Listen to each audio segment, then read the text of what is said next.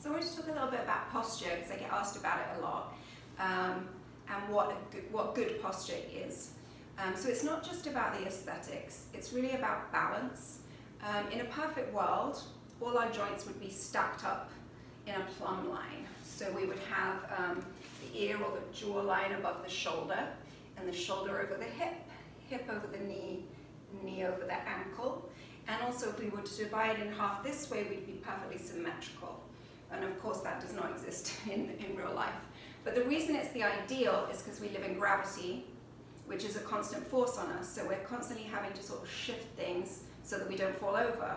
So good posture is one where you don't fall down. So it's easy to test this idea out. If you put your hands either side of your neck and just tilt your head to one side and just feel the difference in what's going on the bottom side versus the top side, right? Those top side muscles are a lot more active, because if they weren't, you'd just keep going that way.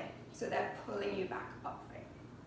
If you move down the chain a little bit, feel your waist. So lean to one side, you feel that top side kicking in, bottom side relaxing, top side pulling you back up, right?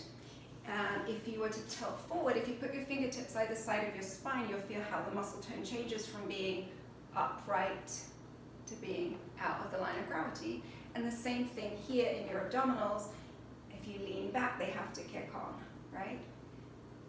So the only problems arise with posture is when our patterns become habitual, and then they can sometimes cause pain. So bad posture is one that causes you pain. So I'm just going to go use 3 examples of really common postural imbalances.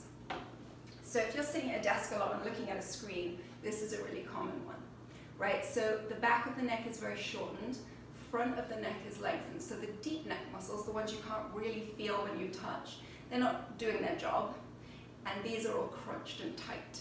So if you put your hands on the back of your skull, so not on your neck, but really supporting your skull, and then feel like you're lengthening the back of the neck, and at the same time, pull your chin in. So not just your jaw, but the whole thing. So your bridge of your nose will come down too. And then let that relax. And again, pulling that down. And back. So these are things you can just kind of do when you're at your desk to give you some relief. So moving down, the second one I want to look at is the shoulders and the chest, right? That sort of roundness that happens. So you're all overstretched and weak up in here and then tight in the chest. So have the hands as they were before, and then think armpits are going forward and up towards the ceiling as you open your chest. So again, you can let these muscles soften a little bit and get some stretch through the chest.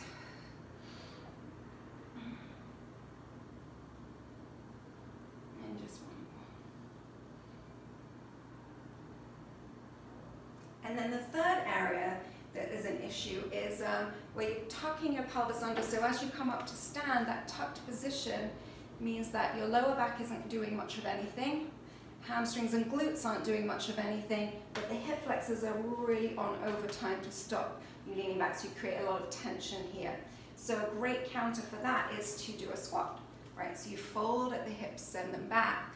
And so you get the glutes and hamstrings and the spinal muscles working, and the hip flexors can let go and come back up and again. So these are just some super common ones. We all have our own issues, and these are just to sort of release things. They are not strengthening. If you look at the mobilization and strengthening videos that are on the playlist, they will address a lot of these muscular issues that are really common. And the other thing to remember is to keep moving. We're made to move, and if you're still for 8 hours a day, you're going to run into trouble. So you've got to get up and move around. All right? Yeah, so experiment and see what you can find about your own posture.